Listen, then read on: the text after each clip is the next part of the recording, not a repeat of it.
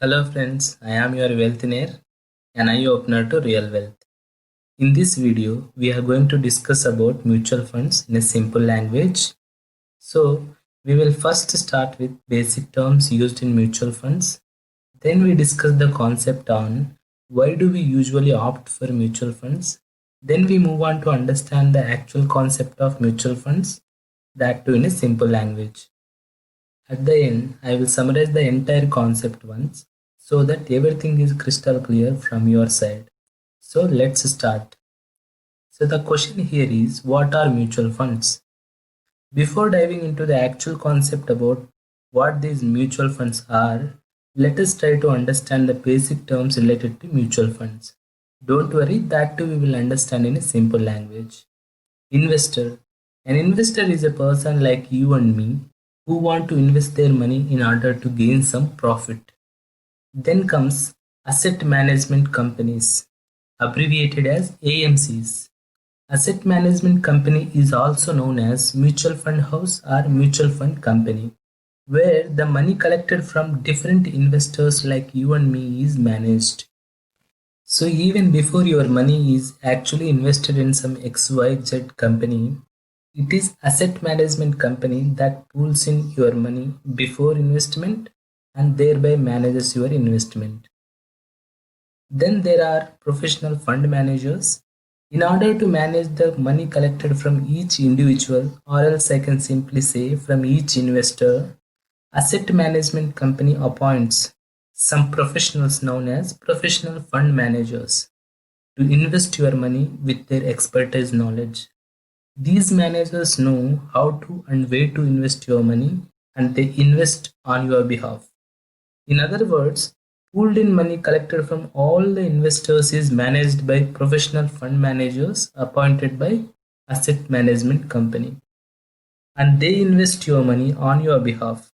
So the thing you have to understand here is you cannot directly invest your money. Then comes the most important thing that everyone is curious to know. Yes, it is unit. Unit is the smallest portion of ownership in a mutual fund.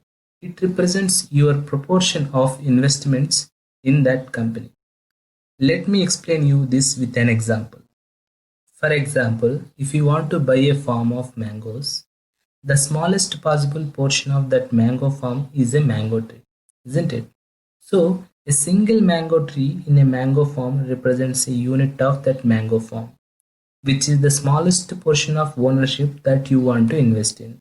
So, having the knowledge about basic terms used in mutual funds, we will now try to understand the actual details of mutual funds. We usually opt for mutual funds in two situations. First one is when you want to invest today and you don't have sufficient money. In this case, you can pool in the money with other investors. This pooled in money is invested in companies and you get the proportion of your investment based on the money you contributed. The second one is when you don't have proper knowledge about investments. In this case, professional fund managers will do the job on your behalf and charge certain amount of money to invest and manage your investments on your behalf.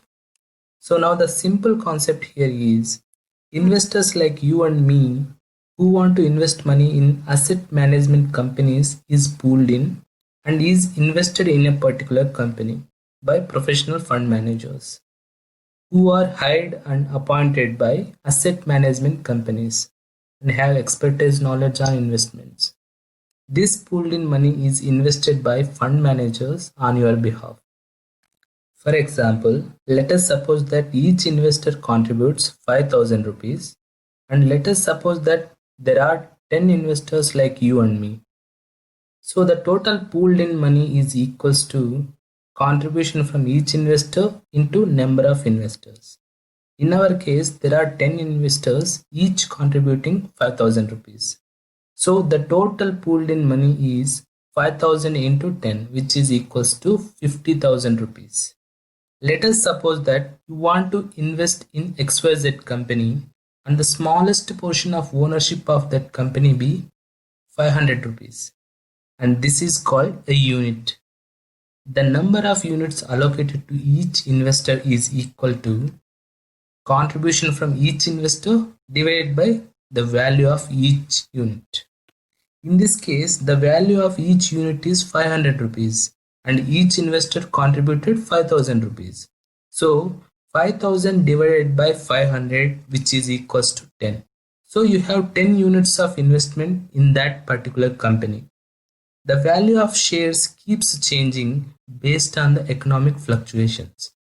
If suppose the value of each unit rises from initial 500 rupees to 600 rupees in the market, accordingly you have 10 shares worth 600 rupees each. If you sell your shares, you get money of 6000 rupees.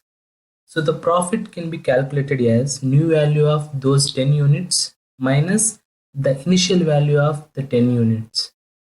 In our case, it is equals to 6000 minus 5000, that is equals to 1000. So you get 1000 rupees as profit. Fund managers usually charge some amount of money for investing and managing funds on your behalf. I didn't mention this concept in the above example because it may distract you from the concept. But anyway, keep it in your mind. To summarize, the pooled in money from investors like you and me in asset management companies is usually managed and invested on your behalf by professional fund managers appointed by asset management companies. Once invested, you will be given units of proportion of your investment based on the money you contributed. When the market value of these units rises, you will receive profit once your proportion of units is sold. Remember, based on economic fluctuations, losses could also be possible. So an investor must be prepared to accept both profit and loss.